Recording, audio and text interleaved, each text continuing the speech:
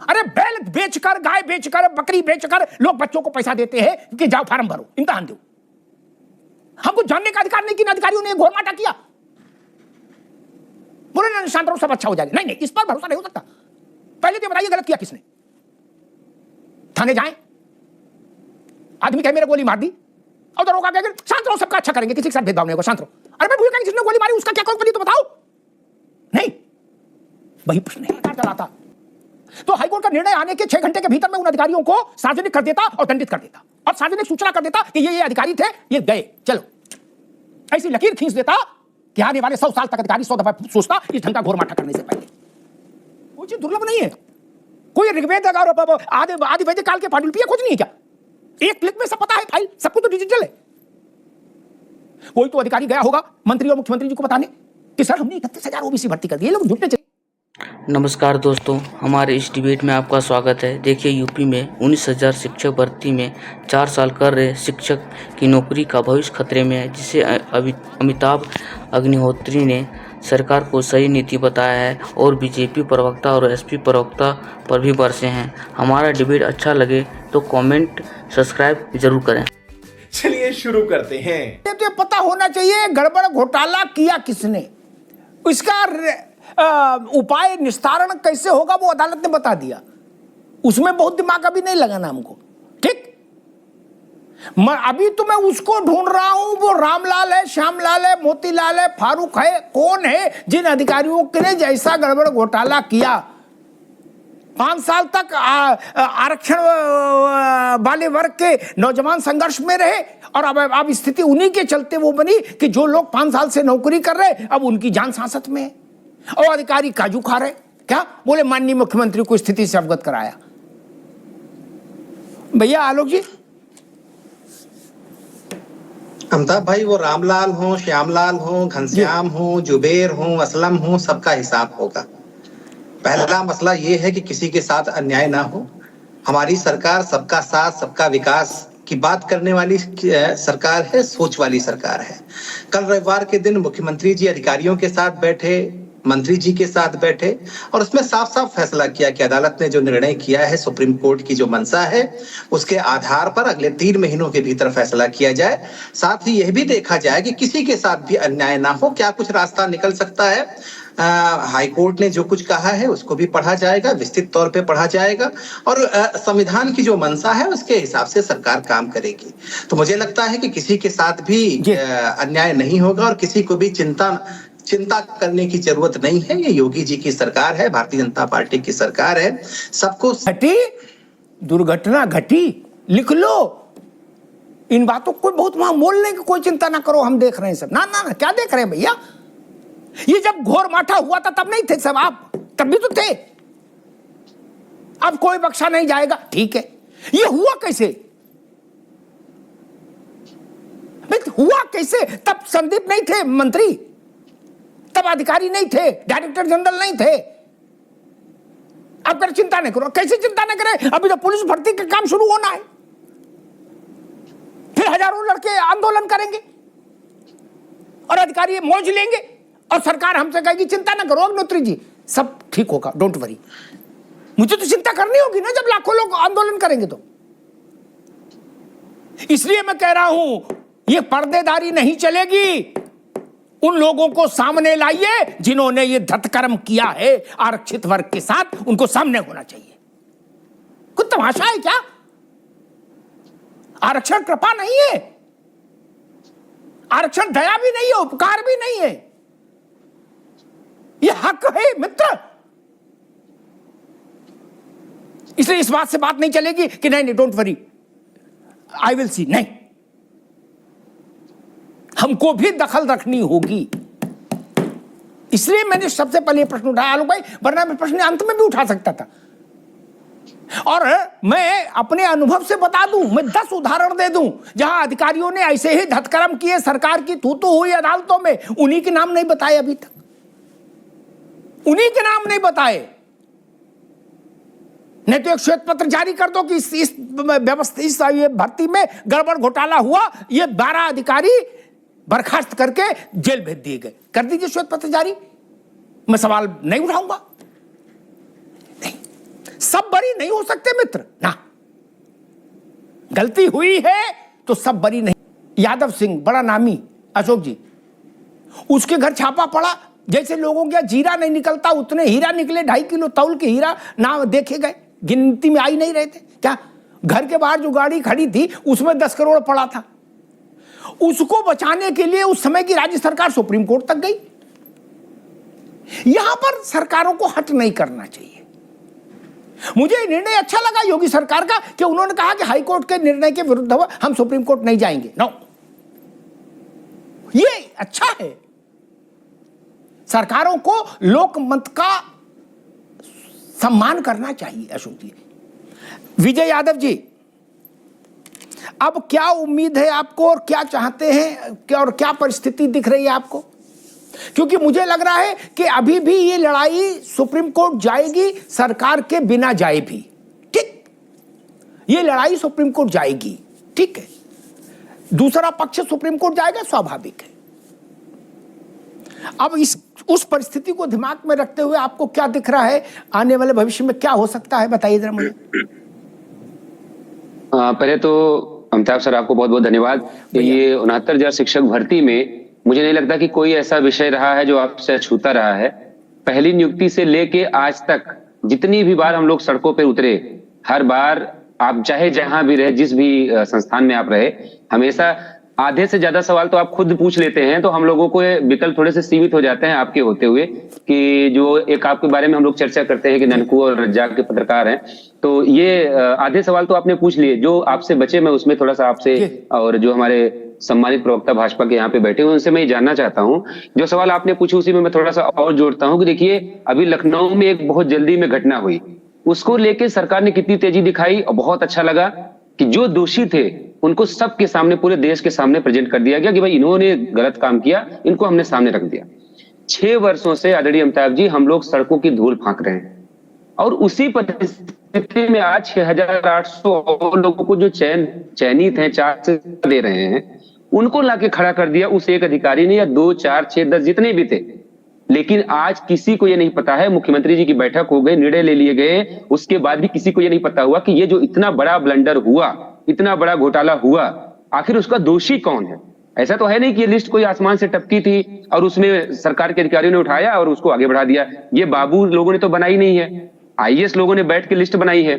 तो कम से कम किसी का तो अपराध सिद्ध होना चाहिए कि अगर जिस व्यक्ति की वजह से, जिस अधिकारी की वजह से उत्तर प्रदेश का नौजवान, चाहे वो दलित हो, पिछड़ा हो, सामान्य वर्ग का हो, युवा सर युवा होता है, शिक्षक शिक्षक होता है, उसकी कोई जाति नहीं होती, उसकी सिर्फ एक जाति होती है कि भारत का जो भविष्य है उसको सुधारने की है। अगर उनके साथ अन्याय करने वाला, हमारा तो इतिहास हमको सबक देता है कि किसी शिक्षक का अपमान हुआ तो पूरे साम्राज्य का नाश हो गया। तो यहां तो इतने सारे शिक्षकों के साथ छल किया जा रहा है, और जो छल कर रहा है वो अपराधी कौन है, उस अपराधी के बारे में किसी को पता ही नहीं है। तो हम लोग क्या समझे। मैं जो हमारे भाजपा के स्पोक पर्सन बैठे हैं, मैं इनसे सिर्फ आपके माध्यम से इतना जानना चाहता हूं कि कल जो माननीय मुख्यमंत्री जी के यहाँ बैठक हुई है, हम लोगों को तो नहीं समझ में आ रहा है। आरक्षित वर्ग के लोग, मैं आरक्षित वर्ग से हूं, मैं परेशान हूं, मेरे भाई शिवेंद्र बैठे हैं, वो खुद परेशान है कि उनका भविष्य कहां जाएगा, उनको भी नहीं पता है। अधिकारियों के मुंह से एक शब्द नहीं निकल रहा है कि वो आगे प्रक्रिया को बढ़ाएंगे कि नहीं बढ़ाएंगे। बेसिक शिक्षा मंत्री कह रहे हैं कि हमें 3 महीने का समय मिला है। आदरणीय अमिताभ जी आप खुद जानते हैं 3 महीने का समय बताने का मतलब है कि वो खुद चाहते हैं कि मामला सुप्रीम कोर्ट में चला जाए, और उनको ये बोलने का बहाना मिल जाए कि चूंकि मामला न्यायालय में विचाराधीन है तो हम उसमें कुछ नहीं कर सकते, जो न्यायालय का फैसला होगा उस पर हम आगे बढ़ेंगे, जैसा वो पिछले कई सालों से कहते चले आ रहे हैं। जब भी हम लोग सड़कों पे आते अपने हक अधिकार की बात उठाते कि सर इसमें गड़बड़ी हुई है, इसको सुधार दीजिए, तो उनका जवाब ये निकल के आता कि मामला न्यायालय में विचाराधीन है, जो भी फैसला आएगा उसको हम मानेंगे। अभी जो आप बात मुझसे जानना चाह रहे थे कि इसमें अब क्या हो सकता है, अमिताभ जी बहुत सीधी सी लाइन है। राम, सबसे पहले तो बहुत बहुत धन्यवाद। जो पहला इस पूरे अब तक की बहस में आप इकलौते व्यक्ति ऐसे मिले हैं जिन्होंने सबके न्याय की बात की है, पक्ष हो या विपक्ष हो, उन्होंने चयनितों को एक तरफ छोड़ दिया। ऐसा सरकार अभिभावक होती है, पिता तुल्य होती है, उनके लिए विजय भाई भी उतने प्रिय होने चाहिए, शिवेंद्र भी उतना ही प्रिय होना चाहिए, उनको न्याय दोनों वर्ग के लिए करना चाहिए। सर सबसे पहली बात यह है, आपने शुरू में बताया लिस्ट अभ्यर्थियों ने नहीं बनाई है। जब विजय भाई कोर्ट में लड़ाई लड़ रहे थे, हर जगह ये लोग जा रहे थे, तब यही बाबू प्रेस नोट तैयार करके दे रहे थे कि पूरी सूची सही है, सभी आरक्षण, ऊर्ध्वाधर, क्षैतिज, लंबवत, दंडवत सबका पालन किया गया है। शिक्षा मंत्री जी ने ऑन रिकॉर्ड विधानसभा में कहा कि सामान्य वर्ग के सिर्फ 20,000, ओबीसी वर्ग के 31,000, एससी वर्ग के 14,459, मतलब सबका चयन किया गया है। इसके बाद में हाई कोर्ट डबल बेंच से एक आदेश आया कि सूची इन सबको हटा दिया जाए, नई सूची लाई जाए। अब सरकार कह रही है कि हाई कोर्ट का आदेश सही है, हम हाई कोर्ट के आदेश का पालन करेंगे। इससे पहले सर आपको याद होगा कट ऑफ मैटर में भी हाई कोर्ट का आदेश आया था, तब जो है सरकार सुप्रीम कोर्ट तक चली गई थी। अगर हाई कोर्ट के सभी निर्णय सही हो जाते या सही होते हैं तो उच्च न्यायालय के बाद सर्वोच्च न्यायालय की अवधारणा ही नहीं होती। अगर सरकार सर्वोच्च न्यायालय नहीं जाती है तो सरकार कल के प्रेस नोट के बाद ये स्पष्ट करे कि विजय भाई का हक कैसे सुरक्षित रहेगा और चयनितों का हक कैसे सुरक्षित रहेगा। अधर में छोड़ करके वो हमको एक दूसरे के खिलाफ खड़ा करने पर विवश कर रही है। महाराज जी ने वाराणसी के जनसभा में ये बात स्पष्ट कही थी कि हमारी भर्ती में किसी प्रकार की अशुचिता नहीं है, पूरी स्वच्छ और पारदर्शी भर्ती है। महाराज जी को ये जानकारी किसी ने तो दी होगी कि ये भर्ती पूरी तरीके से पारदर्शी है, इस भर्ती में कहीं नहीं है। हमारा सिर्फ निवेदन सरकार से इतना है, जिस चयन सूची का निर्माण सरकार और उसके अधिकारियों ने किया है उसका बचाव करने आगे आए, स्पष्ट तौर पर बताएं कि क्या सही है क्या गलत, और सही है तो अब ये छोटी घटना तो है नहीं ना, माफी की योग्य है। अभी बहस समाप्त होते होते सरकार से मैं कहता हूं पहले उनके बाद में क्या होगा हम देख लेंगे। आप पहले उनके नाम जारी करो कि ये महानिदेशक हैं, ये प्रमुख सचिव है, ये फलान सचिव है, ये ढिकान सचिव है। उनका नाम पता करो ताकि जनता उनके सार्वजनिक अभिनंदन की व्यवस्था करे। नहीं, जिनके चलते विजय 4 साल से भटक रहे और शिवेंद्र का बीपी नॉर्मल नहीं हो रहा। नहीं, सबको आलोक में रखेंगे, सबका साथ होगा, सबका विकास होगा, अच्छी बात है सिद्धांत के तौर पर, लेकिन प्रैक्टिकली तो एक लाइन तय करनी होगी ना। आलोक जी। अमिताभ भाई, जब कल मुख्यमंत्री जी बैठे जी तो मंत्री जी भी थे, उनका वो भी थे जिनका जिक्र आप कर रहे हैं, वो सफेद पोश जो नौकरशाह वो भी थे, और कानून के जानकार भी थे। मुख्यमंत्री जी ने लंबा वक्त दिया, समझा, पूरे मामले को समझा, अदालत ने जो फैसला किया है उसको भी समझा, और हाकिमों को और मंत्री जी को साफ साफ निर्देश है कि जो कानून के सम्मत है, संविधान के सम्मत है, वो काम किया जाए। लेकिन मुझे लगता है कि एक दिन में अगर आप फैसला ले लेंगे तो वो ठीक नहीं, लंबी दूरी तय करने में वक्त तो लगता है, तो 2-4 दिन 10 दिन तो आप देंगे। अदालत ने भी 3 महीने का समय दिया है कि आलोक बाबू एक मिनट आलोक बाबू, अदालत ने लिस्ट बनाने के लिए 3 महीने दिए हैं। नहीं, अदालत ने टोटल टाइम आपको दिया है कि 3 महीने के भीतर एक नई सूची निकाली जाए, थोड़ा उसको समझा जाए, कुछ ऐसा ना हो जाए कि फिर कोई सवाल खड़ा करे, कोई कहीं कोई सुप्रीम कोर्ट सवाल खड़ा कर दे। तो मुझे लगता है कि अब वो समय है कि जब इस पर एक प्रॉपर निर्णय होना चाहिए, किसी के साथ भी अन्याय ना हो। जो लोग कहते हैं कि हमारे साथ अन्याय हुआ, संविधान के तहत हमको इतनी सीटें मिलनी चाहिए थी, नहीं मिली, कुछ लोग कह रहे हैं कि नहीं मुझे ये सीट मिलनी चाहिए, अदालतों का भी अलग अलग तरीके का फैसला अलग अलग समय पे आया है। तो मुझे लगता है कि अब एक समय ऐसा आ चुका है कि काम कुछ ऐसा किया जाए जो हित में हो और संविधान के हित में हो। संविधान जिस तरफ हमको ले जाना चाहता है हम उस तरफ जाएं। तो मुझे लगता है कि वैसा कुछ इशारा साफ साफ मुख्यमंत्री जी के द्वारा कर दिया गया है, और मुझे लगता है कि अगले कुछ दिनों में उस पर एक सटीक फैसला होगा, और ऐसा फैसला होगा जिस पर कोई सवाल कोई कभी ठीक आलोक बाबू, ठीक। आपने कहा वहां अधिकारी भी थे, मंत्री जी भी थे, अब क्या कहें, सब बुराई भलाई बहुत आप लोग करा देते हो। मंत्री जी को तो जो कागज पकड़ा दो वो ही पढ़ देते हैं। अभी कल तक वो बाँच रहे थे कि ये कानून सम्मत, विधि सम्मत, संविधान सम्मत, बाबा साहब अम्बेडकर के अनुकूल है फैसला। तब क्या कहें उनके ज्ञान को? बताओ ना, इसका मतलब कोई कागज उनको दे रहा है? 5 साल से भर्ती नहीं आई, उनको लोग कागज दे देते विधानसभा में कि ये पढ़ दो, वो कहते अनुपात समानुपात सब बराबर है, क्या बोल देते उनको? क्या नॉर्मल लॉजिक तक नहीं आदमी लगाता कोई? कि कुछ टीचर दिवंगत हो गए होंगे, रिटायर हो गए होंगे, बच्चों के दाखिले बढ़े हैं, कैसे अनुपात समानुपात हो गया? ले हो रहा है ना। इसलिए हमको ना ये ना बताओ कि मंत्री जी भी थे और अधिकारी भी थे। ये वही अधिकारी हैं जिन्होंने मुख्यमंत्री जी को कहा होगा कि उन्होंने पूछा होगा जब ये बवाल मचा होगा कि ये क्या किए हो। मैं जानता हूं योगी जी को व्यक्तिगत तौर पर, तो इन्हीं अधिकारियों ने कहा होगा महाराज बिल्कुल संविधान सम्मत है। और जब ये फैसला हम लोग कर रहे थे, फाइल बना रहे थे, तो इधर भी संविधान रखा था, इधर भी संविधान रखा था।